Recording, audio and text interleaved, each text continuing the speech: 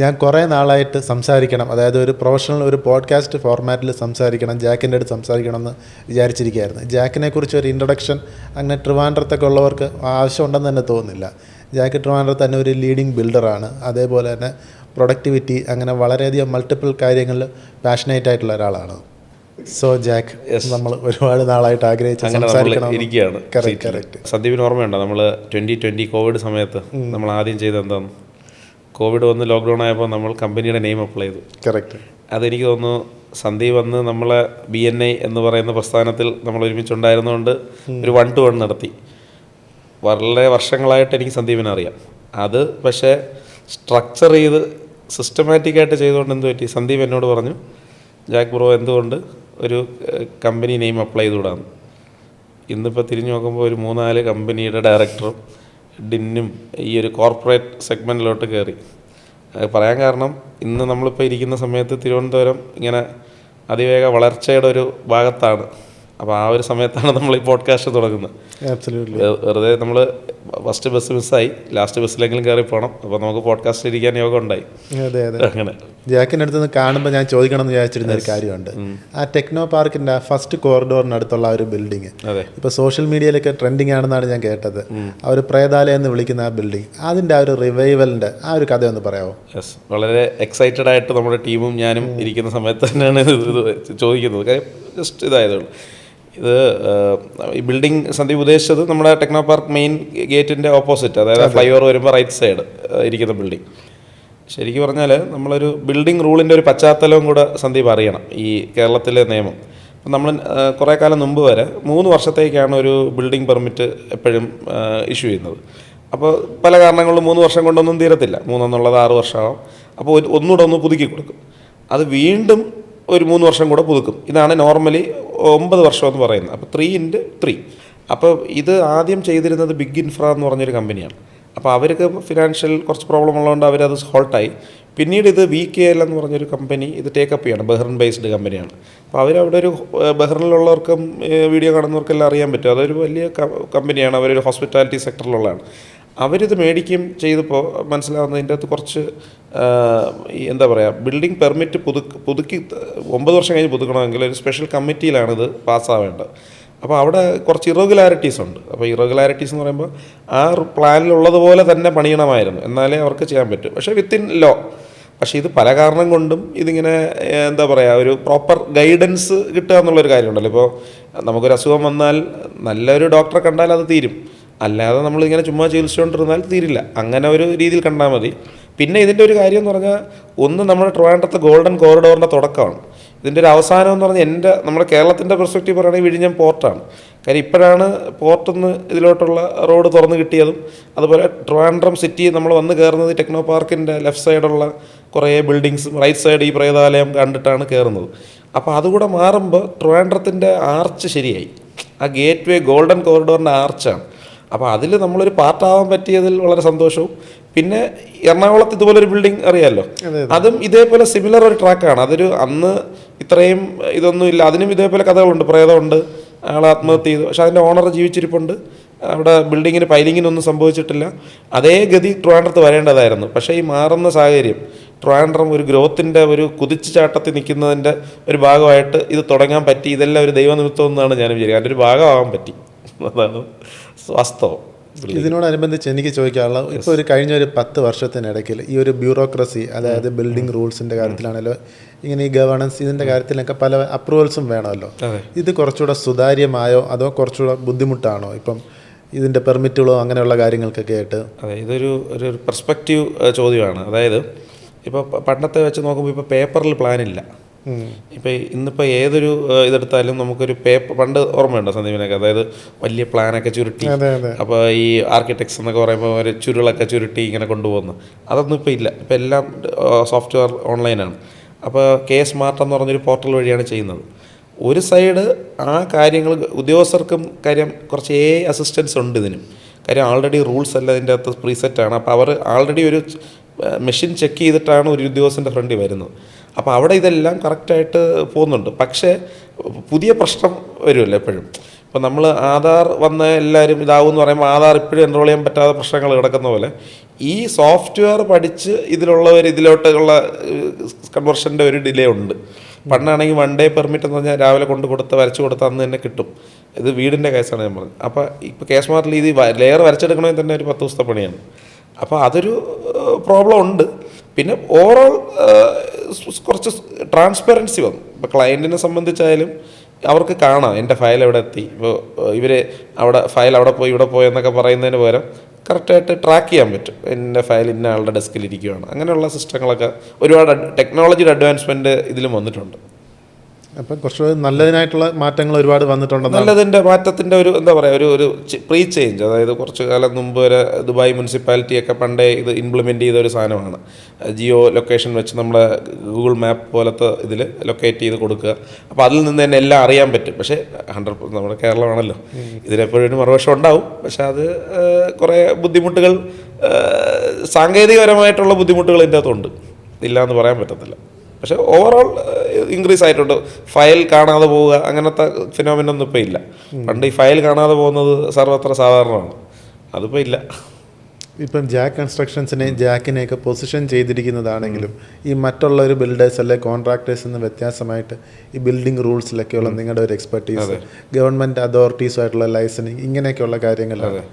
ഇത് ഇങ്ങനെ ഒരു പൊസിഷൻ ചെയ്യാൻ ഉള്ളത് ഒരു കോൺഷ്യസ് ഡിസിഷൻ ആയിരുന്നോ അതോ ഇത് യാദൃശ്ചികമായിട്ട് ഇങ്ങനെ വന്നു പോയതാണോ? നമ്മളൊരു ബിസിനസ്സുകാരൻ എപ്പോഴും ചെയ്യേണ്ടത് ഒരു കൺസിസ്റ്റൻസി കീപ്പ് ചെയ്യുക എന്നുള്ളതാണല്ലോ. ഇപ്പം നമ്മൾ എന്ത് കാര്യത്തിനായാലും, ഇപ്പോൾ സന്ദീപ് ഒരു കമ്പനി സെക്രട്ടറിയാണ്. ഇപ്പോൾ നിങ്ങളുടെ ഒരു ക്ലയൻറ്റ് വന്ന് ഒരു കാര്യം പറയുന്നത് എനിക്ക് ഇന്ന കാര്യം എനിക്ക് എന്തോ സ്റ്റാറ്റ്യൂട്ടറി ആയിട്ട് ചെയ്യണം, അങ്ങനെയും ചെയ്യാം. നമ്മൾ എപ്പോഴും ഒരു ആഡഡ് എഡ്ജ് കസ്റ്റമർക്ക് കൊടുക്കുന്നതിൽ നിന്നാണ് എപ്പോഴും കസ്റ്റമർ സാറ്റിസ്ഫൈഡ് ആവുള്ളൂ. അത് ചെയ്തതിൻ്റെ ഒരു ഗുണം നമുക്കുള്ളൂ. ഇപ്പോൾ എൻ്റെ ബ്രദർ സോഫ്റ്റ്വെയറിലാണ്. അപ്പോൾ അദ്ദേഹം വളരെ ഇന്നോവേറ്റീവായിട്ടുള്ള കാര്യങ്ങളാണ് ചെയ്യുന്നത്. പക്ഷേ ഇതെല്ലാം സോഫ്റ്റ്വെയറാണ്, സോഫ്റ്റാണ്. ഇപ്പോൾ എന്നെ സംബന്ധിച്ച് അല്ലെങ്കിൽ നമ്മുടെ ടീമിനെ സംബന്ധിച്ച് നമ്മളെല്ലാം ഹാർഡ്വെയറാണ്. എന്ന് വെച്ചാൽ നമ്മൾ ഫിസിക്കലി പണിയുന്നു, അതുവഴി പോകുമ്പോൾ ഒരു ബിൽഡിംഗ് കാണുന്നു. അപ്പം നമ്മൾ പണിയുന്ന ബിൽഡിങ്ങിന് കസ്റ്റമർ നോക്കുമ്പോൾ ഒരു ബിൽഡിംഗ് പണിയണം എന്ന് പറഞ്ഞിട്ടുള്ള രീതിയിലായിരിക്കും വരുന്നത്. പക്ഷേ അതിൽ നിന്നും കൂടുതലായിട്ടൊരു വാല്യൂ അഡീഷൻ കൊടുക്കാൻ നോക്കുമ്പോൾ നമ്മൾ എവരി ഏരിയാസ്, എവരി വെർട്ടിക്കൽസ് നമ്മൾ പെർഫെക്റ്റ് ചെയ്യാൻ നോക്കും. അപ്പോൾ ഇതൊരു ഇവല്യൂഷൻ പ്രോസസ്സാണ്. ഇപ്പോൾ നമ്മുടെ സ്ഥാപനം പറഞ്ഞാൽ 96 സ്റ്റാർട്ട് ചെയ്തതാണ്.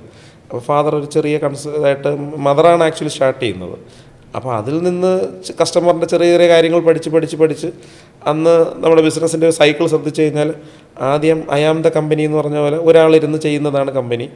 അത് കുറേ കഴിഞ്ഞ് പ്രോസസ്സ് വന്ന് നമ്മൾ ഒരു 2013 ആ ഒരു പീരീഡൊക്കെ ആയപ്പോൾ ഞാനും കൂടെ വന്ന് വി ആർ ദ കമ്പനി എന്നുള്ള രീതിയിൽ നമ്മളെല്ലാവരും കൂടെ ഇരുന്ന് പണിയെടുക്കാൻ തുടങ്ങി. നൗ ഇറ്റ്സ് ദെയർ കമ്പനി എന്നുള്ള രീതിയിൽ വരുമ്പോൾ കാര്യം ഇതൊരു ടീമാണ്, ഓരോ ദെയർ ടീം. അതായത് പെർമിറ്റ്സ് ആൻഡ് അപ്രൂവൽ ഒരു ടീം, എസ്റ്റിമേഷൻ ഒരു ടീം, ഓരോന്നിനും ഓരോ സെഗ്മെൻറ്റ് ചെയ്ത് ചെയ്യുമ്പോൾ അവിടെ ഒരു പെർഫെക്ഷൻ കൊണ്ടുവരാൻ പറ്റും. അപ്പോൾ ആ ഒരു പ്രോസസ്സിൽ നമ്മൾ ഓരോ കസ്റ്റമർക്കുള്ള ഓരോ കാര്യം ഒന്ന് ഫൈൻ ട്യൂൺ ചെയ്യുമ്പോൾ ഇതൊരു എൻ്റയർ പ്രോഡക്റ്റ് ഒരു എന്താ പറയുക, നമുക്കൊരു ബ്രാൻഡ് പൊസിഷൻ കോൺഷ്യസ് ആയിട്ട് കൊണ്ടുവരാൻ പറ്റും. പണ്ട് ഇത് ചിന്തിച്ചില്ല. പിന്നെ ഈ പറയുന്ന ഇങ്ങനെ ഒരു സാധ്യത ഉണ്ടെന്ന് പറയുമ്പോൾ നമ്മൾ അതിനെ പൊസിഷൻ ചെയ്യാൻ ശ്രമിക്കുമല്ലോ. പക്ഷേ കേരളത്തിൽ തന്നെ ഇങ്ങനെ ഈ ഒരു മേഖല ഇങ്ങനെ ബിൽഡിംഗ് റൂൾസ്, പെർമിറ്റ്സ് ഇങ്ങനെയുള്ള കാര്യങ്ങളിലൊക്കെ ഒരു കോർ കോമ്പിറ്റൻസി ഉള്ള വേറെ ഒരു കൺസ്ട്രക്ഷൻ ഫേംസ് അങ്ങനെ ഉണ്ടോ? അങ്ങനെ അല്ല, അത് ഞാൻ അതിനെ തിരുത്താം. അങ്ങനെയുള്ളവരെല്ലാവരും ഇപ്പോൾ ഒരു ബിൽഡർ എന്ന് പറയുകയാണെങ്കിൽ കേരളത്തിൻ്റെ പെർസ്പെക്റ്റീവിൽ കേരളത്തിൽ അങ്ങോളം ഇങ്ങോളമുള്ള ഏത് ബിൽഡർ എടുത്താലും അവരിതിൽ എക്സ്പെർട്ടാണ്, അതൊരു സത്യമാണ്. എന്നാൽ മാത്രമേ അവർക്ക് ബിൽഡർ ആകാൻ പറ്റൂ. പക്ഷേ അവർ ആ സർവീസ് കൊടുക്കുന്നത് അവർക്ക് മാത്രമാണ്. ഇവിടെയാണ് ആ ഒരു വ്യത്യാസം വരുന്നത്. ഇപ്പോൾ ജാക്ക് കൺസ്ട്രക്ഷൻ എന്നുള്ളത് ഇന്ന് വരെ ഒരു ഫ്ലാറ്റ് പണിതിട്ടില്ല, ഇന്ന് വരെ ചെയ്യില്ല. പക്ഷേ ഇപ്പം നമ്മളൊരു ഇൻസ്പിറ എന്ന് പറഞ്ഞൊരു പുതിയ ബ്രാൻഡ് നമ്മൾ ഡെവലപ്പ് ചെയ്തെന്ന് പറഞ്ഞാൽ ഇത് നമുക്ക് ഈ സർവീസ് എക്സ്ക്ലൂസീവ്ലി നമ്മൾ കൊടുക്കാൻ വേണ്ടിയാണ്.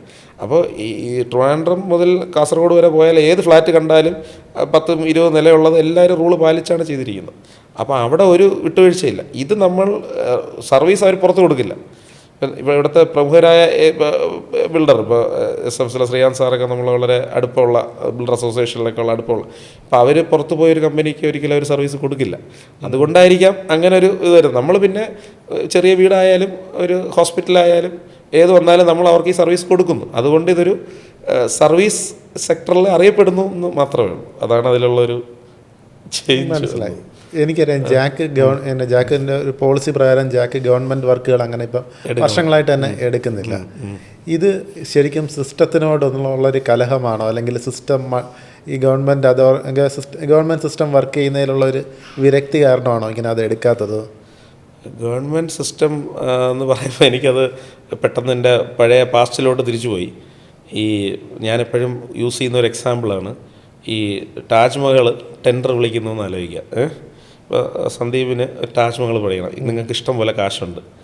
നിങ്ങൾ വന്നിട്ട് മാർബിൾ സപ്ലയറിൻ്റെ ഒരു പ്രീ ബിഡ് മീറ്റിംഗ് വിളിക്കുന്നു, 10 പേരിരിക്കുന്നു. എന്നിട്ട് അവരുടെ ക്വാളിഫിക്കേഷൻ നോക്കിയിട്ട് 2 പേരെ കളയുന്നു. അത് കഴിഞ്ഞ് ബാക്കി 8 പേരെ വെച്ചിട്ട് നിങ്ങൾ എന്ത് ചെയ്യുന്നു, ഏറ്റവും ലോവസ്റ്റ് അവാർഡ് ചെയ്യുന്നു. അപ്പോൾ അവൻ എന്ത് ക്വാളിറ്റി ആണെന്ന് സന്ദീപിന് അറിയാമല്ലോ. മനസ്സിലായി. അപ്പോൾ നേരെ മറിച്ച് നമ്മുടെ വീട്ടിൽ നമ്മൾ ഫുഡ് ഉണ്ടാക്കുന്നു. നമ്മൾ എന്താണ് ചെയ്യുന്നത്? ഏറ്റവും നല്ല മുളക്, ഏറ്റവും നല്ല ഇൻഗ്രീഡിയൻസ്, അരി മേടിക്കാൻ ശ്രമിക്കും. ഗവൺമെൻറ്റിൽ എന്താണ് സംഭവിക്കുന്നതെന്ന് അറിയാം, ഏറ്റവും ലോവസ്റ്റ് നോക്കി പോകും. ലോവസ്റ്റ് നോക്കി പോകുമ്പോൾ ലോവസ്റ്റേ കിട്ടുള്ളൂ.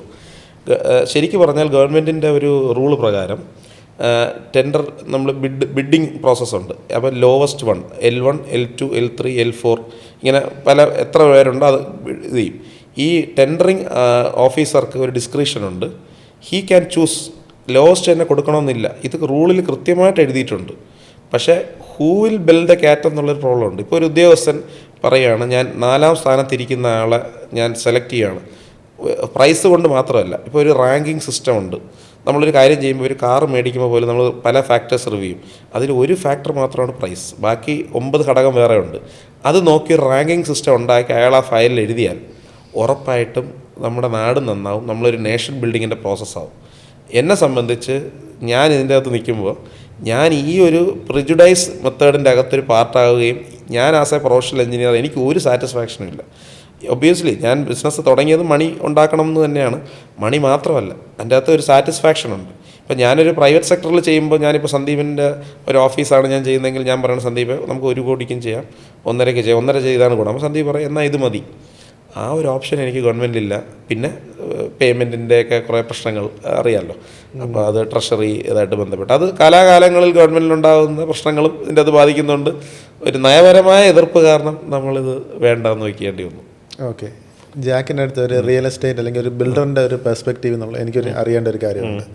നമുക്കിപ്പം നമ്മുടെ ബാംഗ്ലൂർ ഇലക്ട്രോണിക് സിറ്റി ആ ഒരു ഏരിയ എന്തുമാത്രം ബൂം ചെയ്യുന്ന ജാക്കിന് അറിയാമല്ലോ. പക്ഷേ ഇവിടെ ട്രിവാൻഡ്രത്ത് ടെക്നോ പാർക്ക് വന്നു. പക്ഷേ പിന്നെ അങ്ങോട്ട് സൈബർ പാർക്ക് ആണെങ്കിലോ ഇൻഫോ പാർക്ക് ആണെങ്കിലോ കോഴിക്കോടും എറണാകുളത്തും ഒക്കെയായി. പക്ഷേ ട്രിവാൻഡ്രത്ത് ആ ഒരു ടെക്നോ പാർക്കിൻ്റെ അതിൻ്റെ ഒരു ബെനിഫിറ്റ് കംപ്ലീറ്റ്ലി കിട്ടിയിട്ടുണ്ടോ എന്നുള്ള കാര്യത്തിൽ എനിക്ക് ഇപ്പോഴും സംശയമാണ്. വിഴിഞ്ഞം ഇനിയും വരുമ്പോഴും നമുക്ക് അതിൻ്റെ അത്രയും നമ്മുടെ നാടിന് അത് അത്രയും ക്യാപിറ്റലൈസ് ചെയ്യാൻ കഴിയുമോ, അതോ അവിടെയും ഈ ഒരു പോരായ്മ വരുന്നുണ്ടോ? ജാക്കിന് എൻ്റെ ചോദ്യം മനസ്സിലായെന്ന് ഞാൻ വിചാരിക്കുന്നു. ചിലപ്പോൾ ഇത് മണ്ടത്തരമായിരിക്കാം, പക്ഷെ എന്നാലും ജാക്കിൻ്റെ ഒരു പെർസ്പെക്റ്റീവ്. ഒരിക്കലും സന്ദീപ് ഒരിക്കലും ഉണ്ടതല്ല. Sandeep you have something in mind. അത് എനിക്ക് അതിൻ്റെ എസൻസ് മനസ്സിലായി. അതായത് നമ്മൾ ആൾറെഡി ലാഗ്ഡ് ആണോ എന്നുള്ളതാണോ സന്ദീപ് ഉദ്ദേശിക്കുന്നത്? അതായത് നമ്മൾ ആ ഒരു IT ബൂമിൽ പുറകിലായിപ്പോയോ എന്നുള്ളതാണോ, അതോ ലൈക്ക് ഇൻഫ്രാസ്ട്രക്ചറിൻ്റെ കാര്യത്തിലാണോ? അതേപോലെ തന്നെ വിഴിഞ്ഞം പോർട്ടിൻ്റെ ആ ഒരു ബെനിഫിറ്റ്സ് നമുക്ക് മൊത്തത്തിൽ കിട്ടുന്നതിന് പകരം അതിൻ്റെ ഒരു ബെനിഫിറ്റ്സ് തമിഴ്നാട് അങ്ങോട്ട് ആ ഒരു സ്റ്റേറ്റിനായിട്ട് പോകുമോ എന്നുള്ളതാണോ? അല്ല, അതൊരു കൺസേണിങ് ആണ്. ഇപ്പം ഞാൻ എൻ്റെ റിലേറ്റീവ്സൊക്കെ തമിഴ്നാട്ടിലുണ്ട്. അവിടെ പലരും ഇപ്പോൾ തൂത്തുക്കുടിയിൽ ഞാൻ ഈ ഇടയ്ക്ക് പോർട്ടിൽ പോയിരുന്നു. ഒരു പോർട്ട് എങ്ങനെ ഡെവലപ്പ് ചെയ്യുന്നു എന്ന് ഞാൻ കുറച്ചുകൂടെ ഒന്ന് കാണാൻ പോയി. Actually port sorry a port of entry. ഒരു കപ്പൽ വരാൻ പറ്റുന്നു എന്ന് മാത്രമേ ഉള്ളൂ. അത് കഴിഞ്ഞാൽ നമ്മളൊരു എയർപോർട്ട് സങ്കല്പിക്കുക. എയർപോർട്ടിൽ വന്ന് ഇറങ്ങിക്കഴിഞ്ഞാൽ പിന്നെ അങ്ങോട്ടുള്ളതാണ് എക്സ്പീരിയൻസ് എന്ന് പറയുന്നത്. അൺഫോർച്ചുനേറ്റ്ലി നമ്മുടെ വിഴിഞ്ഞം ഇപ്പോൾ ആസ് ഓഫ് ട്രാൻസ്ഷിപ്മെൻ്റ് ആണ്. വലിയ കപ്പൽ വന്ന് ചെറിയ കപ്പലിൽ പോകുന്നു. ഇപ്പോൾ റീസെൻ്റ്ലി ആണ് നമ്മൾ NH റോഡ് കണക്ടിവിറ്റി വന്നത്. അപ്പോൾ ഈ കണക്ടിവിറ്റി വരുമ്പോൾ നമുക്ക് ഈ വിഴിഞ്ഞത്തിൻ്റെ ലെഫ്റ്റും, അതായത് ഒരു സൈഡ് കടലാണ്, അപ്പോൾ ആ സൈഡ് ഒരു ഡെവലപ്മെൻറ്റും ഇല്ല, കപ്പൽ വരുന്നു പോകുന്നു. പിന്നെ ഉള്ളത് കേരളവും, ഇതൊരു ബോർഡറിങ് സ്റ്റേറ്റാണ്. ഇതിൻ്റെ ഒരു കണക്ടിവിറ്റി തമിഴ്നാട്ടിലോട്ടും പോകുന്നു. അപ്പോൾ കേരളത്തിലൊരു ലാർജ് ലാൻഡ് പാഴ്സലിൻ്റെ ഒരു പ്രശ്നമുണ്ട്. ഇപ്പോൾ ഒരു കേരള ലാൻഡ് സീലിംഗ് ആക്ട് പ്രകാരമൊക്കെ 15 ഏക്കറിൽക്കുള്ള ഒരാൾക്ക് പറ്റില്ല. അപ്പോൾ ഒരു ഇടയ്ക്കൊരു കാര്യത്തിന് വേണ്ടി നമ്മളൊരു ഹ്യൂജ് ചങ്ക് ഓഫ് ലാൻഡ് ട്രിവാൻഡ്രത്ത് അന്വേഷിച്ചപ്പോൾ ലാൻഡ് ഇല്ല. നമുക്ക് തോന്നും നമ്മളിപ്പോൾ ഇപ്പോൾ ട്രിവാൻഡ്രത്ത് അങ്ങോട്ട് പോകുമ്പോൾ എല്ലാം ഒഴിഞ്ഞ് കിടക്കുന്നു എന്ന് തോന്നുമെങ്കിലും ഇതെല്ലാം മൾട്ടിപ്പിൾ ചെറിയ ഫ്രാഗ്മെൻറ്റഡ് ആയിട്ട് കിടക്കുകയാണ്. അപ്പോൾ ഈ തമിഴ്നാട്ടിൽ ഈ ലാർജ് പാർസൽ ഓഫ് ലാൻഡ്, ഇപ്പോൾ എനിക്കൊരു 10 ഏക്കർ വേണോ, 100 ഏക്കർ വേണമെന്ന് പറഞ്ഞാൽ ഒറ്റ ദിവസം കിട്ടും. അപ്പോൾ ഇത് ഏറ്റവും കൂടുതൽ ബെനിഫിറ്റ് ഇപ്പോഴത്തെ സിറ്റുവേഷൻ ആണെങ്കിൽ തമിഴ്നാട്ടിലായിരിക്കും കിട്ടാൻ പോകുന്നത്. കാര്യം 50% വോളി അങ്ങോട്ട് പോകും. പിന്നെ അവിടെ ഈ യൂണിയൻ പ്രശ്നങ്ങളില്ല. ഇപ്പോഴും നമ്മുടെ കേരളത്തിൽ അഡ്രസ്സ് ചെയ്യാൻ പോകുന്ന ഒരു പ്രോബ്ലം ഈ പോർട്ട് വന്നു കഴിഞ്ഞാൽ ചുമട്ട് തൊഴിലാളികളുടെ കാര്യങ്ങളാണ്. ഒരു കണ്ടെയ്നർ ലോഡ് ഇറക്കണമെങ്കിൽ അവർ എത്ര ലക്ഷങ്ങൾ ചോദിക്കും എന്നുള്ളത് ഇനി കണ്ടറിയണം. ചുമട്ട് തൊഴിലാളി നിയമത്തിൽ ഇതിനെപ്പറ്റി ഒന്നും പറഞ്ഞിട്ടില്ല. അവിടെ ടൈൽ ഇറക്കുന്നതിന് ഒരു ടൈലിന് ഇത്ര കിലോയ്ക്ക് എന്നൊക്കെ പറഞ്ഞിട്ടുള്ളൂ. ഒരിക്കലും കണ്ടെയ്നർ എന്നൊരു ഐറ്റം പോലും ഇല്ല. അപ്പോൾ ഇതെല്ലാം ആഡ് ചെയ്ത് വരുമ്പോൾ നമ്മുടെ ഡെവലപ്മെൻറ്റിനെ ബാധിക്കും ഉറപ്പായിട്ടും. പിന്നെ മാറ്റമുണ്ട്, ഈ കണക്ടിവിറ്റി വരുന്നു, നമുക്ക് ഈ പറയുന്ന special economic zones government promote ചെയ്യുന്നു. പക്ഷെ കമ്പയർ ടു തമിഴ്നാട് നമ്മൾ പുറകിലാണ്. ആ ഡെവലപ്മെൻറ്റ് മൊത്തം അടിച്ചുകൊണ്ട് പോകാൻ പോകുന്നത് തമിഴ്നാടായിരിക്കും. അല്ല, എന്തായാലും ഇത് ഇന്ത്യയാണ്, ഇന്ത്യക്ക് വേണ്ടിയുള്ളൊരു പോർട്ടാണ്, അങ്ങനെ കണ്ടാൽ മതി. ജാക്ക് അപ്പോൾ ഒപ്റ്റിമിസ്റ്റിക് ആണ്. ജാക്കിൻ്റെ ഒരു ഔട്ട്ലുക്ക് എന്താണ്? ഒരു may be 5 years down the line മൊത്തത്തിൽ നമ്മുടെ ഒരു ട്രിവാൻഡ്രത്തുള്ള ഒരു കൺസ്ട്രക്ഷൻ റിയൽ എസ്റ്റേറ്റ് മേഖലയ്ക്ക് ഒരു പോർട്ട് കൊണ്ട്, അല്ലെങ്കിൽ ഈ ഒരു വിഴിഞ്ഞം ഈ ഒരു പദ്ധതി കൊണ്ട് ശരിക്കും നമുക്കപ്പം ഒരു ഗുണമോ നിങ്ങൾ ഈ ഒരു സെക്ടറിന് ഒരു സബ്സ്റ്റാൻഷ്യൽ ആയിട്ടുള്ള ഒരു വളർച്ച ശരിക്കും ഉണ്ടാവും? അതെ, ഇപ്പം എറണാകുളം വെച്ച് നോക്കുമ്പോൾ പൊതുവെ കേൾക്കുന്ന ഒരു കാര്യമാണ്, എറണാകുളം വളരെ ഫാർ അഹെഡാണ്. നമ്മൾ ട്രിവാൻഡ്രം ഒരു രാത്രി 8 മണി കഴിഞ്ഞാൽ ഉറക്കം തൂങ്ങിയ സ്ഥലമാണ്. എൻ്റെ വൈഫ് എപ്പോഴും പറയും പുള്ളിക്കാരത്തി തൃപ്പൂണിത്തറ. അത് അപ്പോൾ ഇത് നമ്മൾ തിരിച്ച് നമ്മുടെ തൃക്കണ്ണാപുരം എന്ന് പറഞ്ഞ തിരുവനന്തപുരത്തുകാർക്ക് മനസ്സിലാവുന്ന ഒരു സ്ഥലമുണ്ട്. പണ്ട് ഞാൻ അവിടെ പോയിട്ടുണ്ട്. അപ്പോൾ ഫാദർ അവിടെ ഞാൻ ചെറുപ്പമായിരുന്നപ്പോൾ ഇങ്ങനെ ഫാദറിൻ്റെ കൂടെ പോയിട്ടുണ്ട്. അതായത് പാലം പണി, അവിടെ ഒരു പാലം പണിതിട്ടുണ്ട്. അപ്പോൾ ഞാൻ ചെറുപ്പമായിരുന്നപ്പോൾ അതിന് മുമ്പ് അതൊരു ഡെഡ് എൻഡാണ്. അവിടെ ഒരു വണ്ടി ലാസ്റ്റ് പോകുന്നത് വേറെ അവിടെ ഉള്ള ലോക്കൽ ആൾക്കാർ അവിടെ ഒരു അൺവാണ്ടഡ് ആക്ടിവിറ്റീസ് നടക്കുന്നു എന്നാണ്. പാലം വന്നപ്പോൾ ഡെവലപ്മെൻറ്റ്, അത് നിയമം അങ്ങോട്ട് കണക്ടിവിറ്റി വന്നു. സെയിം തന്നെയാണ് തിരുവനന്തപുരത്ത് സംഭവിച്ചിരിക്കുന്നത്. തിരുവനന്തപുരം നമ്മളൊരു ബോർഡറിങ് സ്റ്റേറ്റാണ്, ബോർഡറിങ് ഡിസ്ട്രിക്റ്റാണ് തമിഴ്നാട്. അപ്പോൾ ഇത് ഇവിടെ വേറെ ഒന്നുമില്ല. എറണാകുളം മിഡ് ഓഫ് കേരള, അതുകൊണ്ട് എല്ലാത്തിനും കണക്ടിവിറ്റി ഉണ്ട്. നമ്മൾ എല്ലാ കാര്യങ്ങളും എറണാകുളത്ത് ഡെവലപ്പ് ചെയ്യുന്നു, ട്രിവാൻഡ്രത്ത് ഒന്നുമില്ല. അപ്പോൾ ഇപ്പോൾ വന്നിട്ട് ഇതൊരു ഇൻ്റർനാഷണൽ കണക്ടിവിറ്റി ആയി ഈ പോർട്ട് വന്നതോടുകൂടി. അപ്പോൾ we are force to change. അപ്പോൾ ഈ പലയിടത്തും ഈ അക്കരെ ഇക്കരെ പാലം ഇല്ലാതിരുന്ന സ്ഥലങ്ങൾ പാലം വരുമ്പോൾ എന്ത് ഡെവലപ്മെൻറ്റ് വരുമോ അതിനേക്കാൾ എത്ര എക്സ്പൊണൻഷ്യൽ ഗ്രോത്ത് ആയിരിക്കും ഈ പോർട്ട് കൊണ്ട് ഇവിടെ വരാൻ പോകുന്നത്. അപ്പോൾ ഇത് എന്ത് സംഭവിക്കുമെന്ന് പറഞ്ഞാൽ ഇവിടുത്തെ ഒരു പോപ്പുലേഷൻസ് മാറും. ഇപ്പോൾ നമ്മൾ ട്രിവാൻഡ്രത്ത് മലയാളം പറയുന്നവർ മാത്രമല്ല, ബംഗാളികൾ, ഈവൻ ഇനി കുറേ കഴിഞ്ഞാൽ അറബ്സ് പറയുന്നത്, പോർച്ചുഗൽ പറയുന്നത്. പണ്ടൊക്കെ നമ്മൾ ഹിസ്റ്ററി ബുക്സിൽ കണ്ടുള്ളൂ, കേരളത്തിലൊക്കെ ഫോറിനേഴ്സ് ഉണ്ടായിരുന്നു. അതേ ഒരു രീതിയിൽ മാറേണ്ടി വരും. പിന്നെ നമ്മൾ ഈ പേയ്മെൻറ്റ് സിസ്റ്റം നമ്മൾ പറയല്ലോ, ഇപ്പോൾ അമേരിക്കയെക്കാളും ഫാസ്റ്റിൽ ബാങ്കിങ് ഉള്ളത് ഇന്ത്യയിലാണ്. UPI ട്രാൻസാക്ഷൻ എനിക്കൊന്ന് വേൾഡിൽ ഏറ്റവും കൂടുതൽ ഇത് ചെയ്യുന്ന ഇന്ത്യക്കാരായിരിക്കും. അതുപോലെ ട്രിവാൻഡ്രത്ത് ഒന്നുമില്ല. നമ്മൾ സിനിമാ നടൻ മറ്റേ ഇത് പറഞ്ഞ പോലെ ലേറ്റാണെങ്കിലും ലേറ്റസ്റ്റ് ആയിട്ട് വരുമെന്ന് പറയുന്ന പോലെയാണ് ഇപ്പോൾ ട്രിവാൻഡ്രത്തിൻ്റെ അവസ്ഥ. ഇവിടെ ഒന്നും ഇല്ലായിരുന്നു, അല്ലെങ്കിൽ ഉണ്ട്, അത്ര ഇതിലായില്ല. ഇനിയിപ്പോൾ അത് ഒരു മെഗാ ബൂമാണ്. അതാണ് പറഞ്ഞത്, ഇതിലൊരു ഗോൾഡൻ കോറിഡോറാണ് ഈ കഴക്കൂട്ടം മുതൽ ഇങ്ങോട്ട്. ഇപ്പോൾ അതും തിരുത്തേണ്ടി വരും. ഇപ്പോൾ ഒരു റിയൽ എസ്റ്റേറ്റ് മംഗലപുരം തിരുവനന്തപുരമായി മാറി. മംഗലപുരം തൊട്ടാണ് തുടങ്ങുന്നത്. അതുപോലെ വിഴിഞ്ഞം എന്ന് പറഞ്ഞ് വിഴിഞ്ഞം കഴിഞ്ഞ് പിന്നെ പൂവാറ് നമ്മൾ കളിക്കാവള വരെയുള്ള ആ സ്ട്രെച്ചുണ്ട്, അതും ഗോൾഡൻ കോറിഡോർ ആവുകയാണ്. ഇത് എൻ്റെ അറിവിൽ തന്നെ ഈ ആഴ്ച നമ്മളിപ്പോൾ ഈ ഷൂട്ട് ചെയ്യുന്ന ഈ ആഴ്ച തന്നെ 50 യൂണിറ്റ്സ് ഉള്ള 2 ഫ്ലാറ്റ് ഇനോഗ്രേറ്റ് ചെയ്യുക, മീൻസ് തറക്കല്ലിടുകയാണ്. അപ്പോൾ ട്രിവാൻഡ്രത്ത് റിക്വയർമെൻറ്റ് ഇങ്ങനെ കുത്തൊഴുകുകയാണ്. പിന്നെ നമ്മുടെ മാർക്കറ്റിംഗ് ഡിപ്പാർട്ട്മെൻറ്റ് എന്നുള്ള ഫീഡ്ബാക്ക് എന്ന് പറയുന്നത് പലരും ട്രിവാൻഡ്രത്ത് സെറ്റിൽ ചെയ്യാൻ ആഗ്രഹിക്കുന്നു. അപ്പം നമ്മൾ തിരുവനന്തപുരത്തുള്ളതുകൊണ്ട് ഇതിനെപ്പറ്റി വലിയ നമ്മൾ ജനിച്ചു പോയി അതുകൊണ്ട് ഇവിടെ നിൽക്കുന്നു എന്നുള്ളതാണ്. പക്ഷെ അതിലുപരി പലരും ഇവിടെ വരുന്ന നിൽക്കാനും ഇതൊരു ഹോപ്പും, പിന്നെ ഈ ചേഞ്ച് ഓഫ് മിനിസ്ട്രി ഒരുപാട് ട്രിവാൻഡ്രത്ത് ഹെൽപ്പ് ചെയ്യുന്നുണ്ട്. കൺസ്ട്രക്ഷൻ ഒരു ബൂസ്റ്റ് ഉണ്ട്. ഇപ്പോൾ ഞാൻ ഒരു വാല്യൂർ ആയതുകൊണ്ടും ഇപ്പോൾ ഒരു 2 years മുമ്പുള്ള വാല്യൂ അല്ല. ഇപ്പോൾ ലാൻഡ് പ്രൈസ് ഇങ്ങനെ സ്റ്റഡി ഇൻക്രീസാണ്. ഒരു വർഷത്തെ വാറിൻ്റെ പ്രശ്നങ്ങൾ നടക്കുന്നുണ്ട് എങ്കിൽ പോലും വാറിൻ്റെ കാരണം ഔട്ട്ഫ്ലോ ഗൾഫ് മണി കുറയുന്നുണ്ടെങ്കിലും ഈ ഒരു ഡൊമസ്റ്റിക് മാർക്കറ്റിലുള്ളൊരു ബൂസ്റ്റ് കാണുന്നുണ്ട്. കാര്യം വാല്യുവേഷൻ നമുക്ക് അറിയാൻ പറ്റും പല ലാൻഡ് നടക്കുന്നത്. അപ്പോൾ ഒരുപക്ഷെ വാറിൻ്റെ ഒരു ആഫ്റ്റർ എഫക്ട്സ് ഒരു മേ ബി 5 to 6 months മാറിയാൽ ഇത് സഡൻ എക്സ്പോണൻഷ്യൽ കോവിഡ് കഴിഞ്ഞതുപോലുള്ളൊരു 5 year ഒരു പ്രശ്നമായിട്ടാണ് എനിക്ക് തോന്നുന്നത്. നമ്മൾ കോവിഡ് സമയത്താണ് നമ്മൾ കമ്പനിയുടെ കാര്യങ്ങളൊക്കെ പറഞ്ഞത്. അത് കഴിഞ്ഞിപ്പോൾ നമ്മൾ 5 വർഷം കഴിയുമ്പോൾ ഇപ്പോൾ ഞാൻ 2-3 കമ്പനിയായി. അപ്പോൾ ഇനിയിപ്പോൾ ഈ ഒരു ബ്രേക്ക് ഇസ് എസെൻഷ്യൽ എന്നൊരു ഫീല് വരുന്നുണ്ട്. ഇത് കഴിഞ്ഞാൽ ചിലപ്പോൾ ഇനി അങ്ങോട്ട് ഒരു മെഗാ ബൂസ്റ്റ് ആയിരിക്കും. അതാവാനൊരു ചാൻസ് എന്നാണ് എനിക്ക് പേഴ്സണലി ഫീൽ ചെയ്യുന്നത്, അല്ലെങ്കിൽ എൻ്റെ ഇൻഡസ്ട്രി റെപ്രസെൻറ്റ് ചെയ്ത ആൾക്കാരായിട്ട് സംസാരിക്കുമ്പോൾ മനസ്സിലാക്കുന്നത്.